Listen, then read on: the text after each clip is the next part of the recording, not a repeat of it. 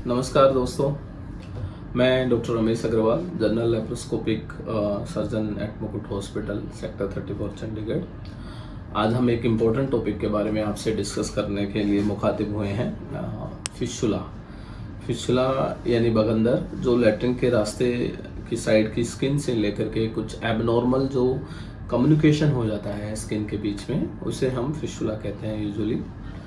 मरीज जो इसमें मोस्टली कंप्लेन करता है, या तो कोई मवाद पस डिस्चार्ज हो रहा है लैट्रिन के रास्ते से, या लैट्रिन के रास्ते जो साइड में जगह होती है पेरिएनल एरिया जिसको बोलते हैं, वहाँ से उसमें मरीज कई बार कंप्लेन करता है पस डिस्चार्ज की यानी मवाद की। कई बार हल्की फुल्की ब्लीडिंग आती है, कई बार सीरियस वाटरी डिस्चार्ज भी होता है, और कई बार मरीज जब गौर से देखता है तो एक हल्की सी सूजन या उभार जैसा दिखाई देता है लैट्रिन के रास्ते के चारों तरफ स्किन में, या फिर कोई एक एक्सटर्नल ओपनिंग, एक छेद जैसा दिखाई देता है जिसके थ्रू पस या ब्लीडिंग या फिर एक जो फ्लूइड है वो डिस्चार्ज होता है। और मोस्ट ऑफ द केसेस में इसका मुख्य कारण जो होता है लंबे समय तक सीटिंग रहना, बहुत ज़्यादा हेरी जो मेल होते हैं उनमें ये दिक्कत ज़्यादा होती है प्रोन, और पब्लिक टॉयलेट्स यानी लोकल हाइजीन अगर मेंटेन आप नहीं रखते हैं तो पब्लिक टॉयलेट्स यूज़ करने की वजह से कई बार इन्फेक्शन की वजह से ऐसी स्थिति उत्पन्न होती है जिसको हम फिशुला या बगंदर कहते हैं, जिसकी वजह से मरीज़ को मोस्टली पेन या पस डिस्चार्ज यानी मवाद या फिर ब्लीडिंग की कंप्लेन रहती है। अगर आपको इनमें से कोई भी कंप्लेन है तो अपने नज़दीकी सर्जन को ज़रूर अवश्य दिखाएं। इसका मुख्यतः डायग्नोसिस दो तरीके से होता है।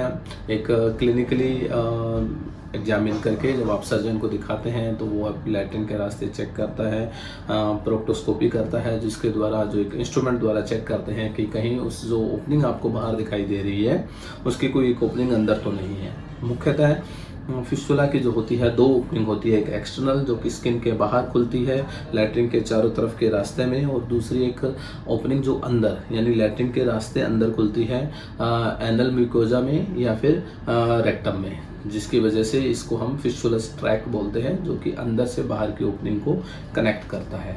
मुख्यतः ये डायग्नोसिस जो है क्लिनिकल एग्जामिनेशन पे ओपीडी बेसिस पे होता है।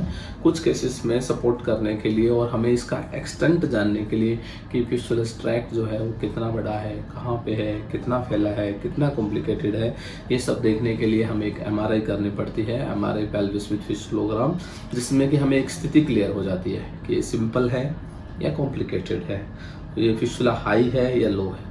हमें ये जानना इसलिए ज़रूरी होता है कि जो ट्रीटमेंट है वो इसके आधार पर डिसाइड होता है कि आपको फिशुला एक है कि अंदर रेमिफिकेशन होकर के यानी ब्रांची होकर के मल्टीपल हो गए, सिंपल है कि कॉम्प्लिकेटेड है, या फिर जो है नीचे है लो लाइन है कि बहुत ज़्यादा ऊपर तक जा चुका है हाई लाइन है। उसके आधार पे इसका ट्रीटमेंट, प्रोग्नोसिस और सक्सेस डिपेंड करता है। आपको अगर शुरुआती दौर पे ये प्रॉब्लम्स है, समस्या है, तो इनिशियल स्टेज पे ही डायग्नोसिस करके इसका ट्रीटमेंट कराएं। ट्रीटमेंट जो होता है मुख्यतः इसमें सर्जरी ही होता है। सर्जरी दो तरीके से पॉसिबल है इसमें, एक लेज़र के द्वारा मिनिमल एक्सेस सर्जरी जो है, और दूसरा चीरा लग करके जो ओपन ट्रेडिशनल मेथड है उसमें होती है। कुछ कुछ केसेस जो बहुत ज़्यादा हाई और कॉम्प्लिकेटेड फिशुला होते हैं उसमें हम एक शार सूत्र या जिसको हम कहते हैं एक प्रोलिन वायर डाल करके वो भी हम करते हैं, ताकि हम स्फिंक्टर्स को यानी जो लैट्रिन का रास्ता होल्ड करते हैं उनको हम बचा सकें। जो सिंपल फिशुला होते हैं उनका प्रोग्नोसिस भी अच्छा है, सक्सेस रेट अच्छा है, करीबन 90-92% केसेस में रिजल्ट्स बहुत अच्छे हैं। सिंपल का मतलब छोटा ट्रैक्ट है, बहुत ज़्यादा ऊपर नहीं गया है, अंदर ब्रांचेज नहीं है, और जो स्फिंक्टर्स को है वो इतना इन्वॉल्व नहीं कर रहा है। ऐसे केसेस में आप अगर लेज़र सर्जरी प्रीफर करते हैं तो बहुत हल्का सा कट आता है स्किन पे, जहाँ पे आपकी ओपनिंग थी वहीं से हम सर्जरी करते हैं। कोई मेजर ड्रेसिंग की ज़रूरत नहीं होती है, कोई मेजर ब्लीडिंग नहीं होती है, बहुत मिनिमल सा पेन होता है, और वेरी नेक्स्ट डे आप डिस्चार्ज हो जाते हैं और आफ्टर 3-4 डेज बाद अपना नॉर्मल रिज्यूम एक्टिविटी कर सकते हैं, जो हाउस होल्ड एक्टिविटीज़ महिलाएं या फिर आप ऑफिस एक्टिविटी कर सकते हैं। दूसरा जो ट्रेडिशनल मेथड है, कई जगह जहाँ लेज़र की फैसिलिटीज़ नहीं है वहाँ पे हम चीरे द्वारा जो एक फिशुला ट्रैक जो बना है उसको एक्सरसाइज करके जांच के लिए भेज देते हैं, और वो घाव जो है धीरे धीरे धीरे धीरे बॉडी की सेकेंडरी हीलिंग के द्वारा हील होता जाता है करीबन 2 से 3 हफ्ते में। फिशुला के केस में अगर आपको ये समस्या है तो बिल्कुल घबराएं नहीं, अपने आसपास के सर्जन को अवश्य दिखाएं। कोई लाइलाज बीमारी नहीं है। अगर आप टाइमली इसको डायग्नोज कराते हैं इनिशियल स्टेज पे तो रिजल्ट्स बहुत अच्छे हैं। 90-92% केसेस में सक्सेस रहती है। कुछ केसेस ऐसे हैं जिनमें लंबे समय तक कॉन्स्टिपेशन की समस्या बनी रहती है, पब्लिक टॉयलेट्स का यूज़ बहुत फ्रीक्वेंट होता है, लोकल हाइजीन जो है मेंटेन नहीं रहती है। आप अगर नीचे साफ़ सफाई नहीं रखेंगे इन्फेक्शन होने के चांस ज़्यादा रहते हैं। ऐसे ही केसेस होते हैं जिनमें फिशुला दोबारा होने की संभावना होती है। अदरवाइज़ अमूमन नॉर्मल पेशेंट्स में 90-92% केसेस में दिक्कत नहीं आती है। 8 से 10% केसेस जो मैंने आपको बताए हैं, अगर आप उनमें से एक है तो फिर ये समस्या कई बार दोबारा हो जाती है। या ऐसे पेशेंट्स जिनमें सर्जरी 1 से बार, 2 बार, 3 बार हो चुकी है कई बार, ऐसे पेशेंट्स में रिकरेंस होने की संभावना होती है।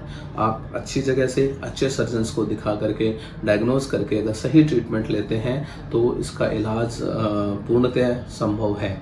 दूसरा जो मैंने आपको बताया है, इन केस अगर कॉम्प्लिकेटेड फिस्टुला है तो उसका कई बार 2 स्टेज या 3 स्टेज में प्रोसीजर होता है, but yes that is also treatable.